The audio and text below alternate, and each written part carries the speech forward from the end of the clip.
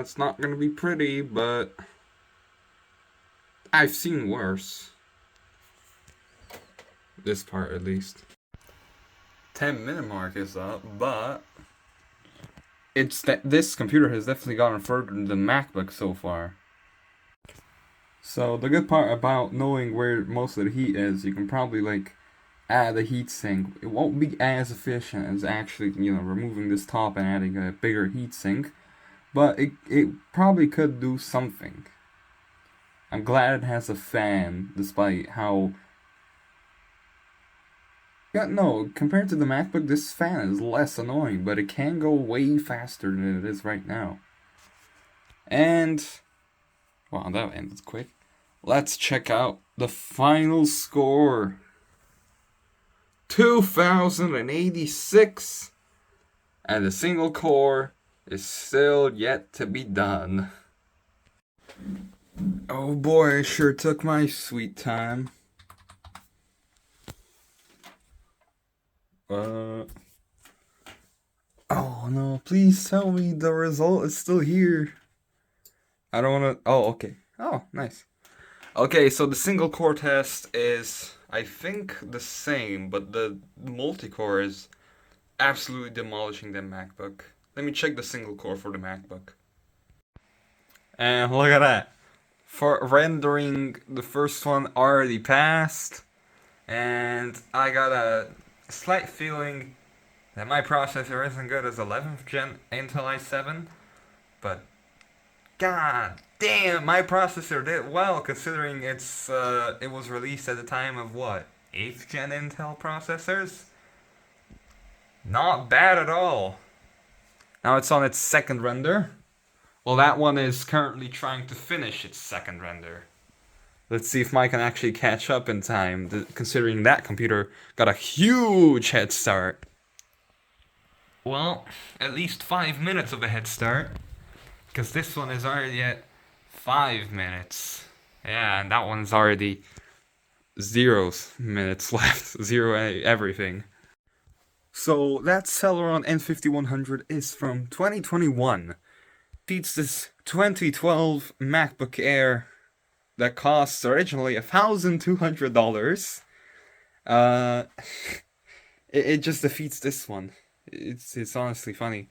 With an Intel i5 3317U, and it might also defeat the Intel i7 3517U. We're gonna have to find out though. By how much will it might defeat it for?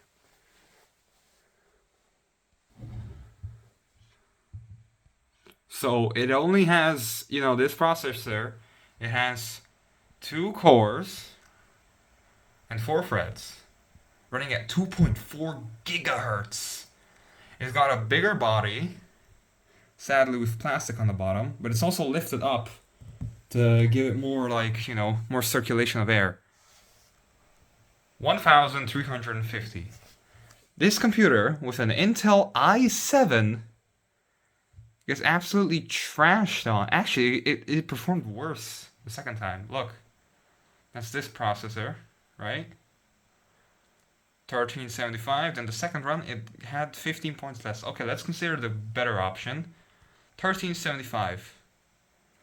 That is still worse than the Intel Celeron and barely better than the Intel i5. And this has a bigger fan than that MacBook Air. This one has a big heatsink and everything, but it gets trashed on.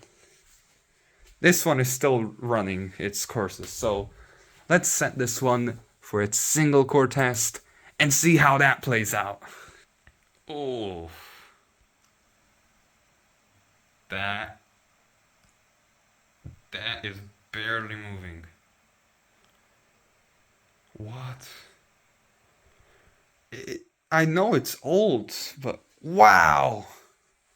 Yeah, this is multi-core. Okay, I can't compare it yet. This is single core. Okay, it's going a bit faster. I think it started to turbo. And now it's slowed down as soon as I zoomed in. Okay, it is going faster, so it did start to turbo its clock speed, so that's good at least. Alright, rendering pass 1 is almost finished. Very much almost. That one got a huge head start, but look at that. It's nowhere close to finishing. So if it isn't obvious, newer is definitely sometimes better in this case. And it performed beautifully, placing 9th place with a pretty good chunk of points. 906. Not bad at all for a budget and mid-range type of CPU. So after showing you that already filmed video again of all the other computers I tested last time, because I don't have enough time to test it all again, it would take way too long. Because, you know, I don't have those apps installed, you know, Cinebench on the computers anymore. But now I'm gonna test it out on this computer. And another thing I forgot to mention about this trackpad. Now you can't use trackpad. That's convenient. You know, that can be convenient. And this is a fingerprint scanner. Shows up in Windows normally, and I've been using it. It's very convenient. This part where the plastic, I think it's plastic, at least hinge holds on, is also metal. So that should mean that this hinge will last quite a while, especially since can go down that far. And let me just check how long we have left. So, like half a minute. Yeah, roughly half a minute before the app gets downloaded. Then I'll export, or well, unzip it. Also, this BIOS this computer has isn't that bad. You press escape and then you have a bunch of options. I tried out system diagnostics, and I didn't have enough time to measure the RAM because it's like 800 megahertz. I downloaded Spetsy earlier, and yeah, 800 megahertz single channel RAM. That's pretty slow, but until I upgrade it, that has to do for now. Okay, so it finally downloaded. Try it out. Let me extract. How do I extract? No, I don't want to delete. Hold on. Technical difficulties. Oh, I just hit on the app itself. Extract. Yeah, ooh, that is not bad speeds at all. What is that? Like, ooh. You know, it's better than a hard drive. Uh-oh. Okay, as soon as I say it's better than a hard drive, it dips very much down. You know, it's only me that has this problem. By a very quick USB, I put it into my computer's USB 3.0. Boom, for some reason it takes like 5 years. And yes, my computer has M.2. The USB has like 3.1, USB 3.1. My computer has USB 3.0. So why was it so... Oh, jumped up to 50, now it's back down. So it's weird. Maybe the SSD is the original SSD that came with this laptop, not, you know, another 128 gig SSD, which it's either cacherless or it's just slow because it's old, you know. Also put this under here because there's some vents on the bottom of this computer, so I don't want it to suck up the beds. Luckily there's no vents on this side. I checked. It's perfectly on this. This is the exhaust straight onto my bed. Well, not anymore. So instead of sucking up the bed immediately, it'll suck up if I have anything on here. So yeah, that should help a bit with the, you know, cooling. So that's probably gonna be the only thing that's gonna be limiting this computer. The fact that I have it on my bed and not on that wooden desk over there. But yeah, no, it'll work. But yeah, this is also why I won't run the Chewy computer again. It's been upgraded. Heavy upgraded. You know, don't trust me on the upgraded part. Anyways, let's open up Cinebench. Close Firefox so it doesn't worsen any performance. Close that. And here we are. Cinebench R23. So The multi-core, I'm expecting it to be comparable to that CPU because this CPU has like way better speeds. So I'm guessing this computer might have the best single core run. It might not defeat my main computer, but I mean, we never know. So alright, I started the run and not a bad start, especially for an i5. So this processor has faster speeds than my mom's computer, but this one is an i5, so I guess we'll see.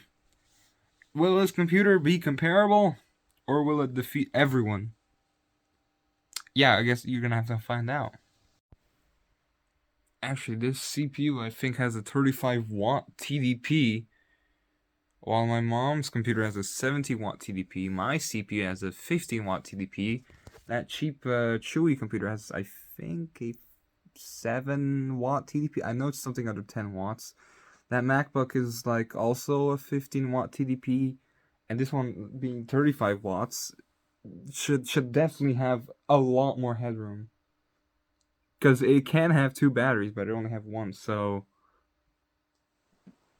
also it's not that slow for 2012, and it's not even the top end model.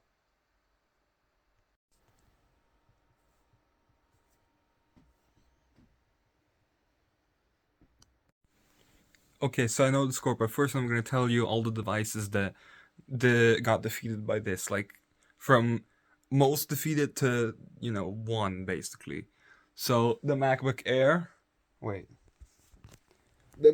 Air, absolutely destroyed by all of the computers in every fashion. The my mom's Asus laptop also defeated, but the Chewy trashed on this computer, and my personal computer also completely trashed on this computer.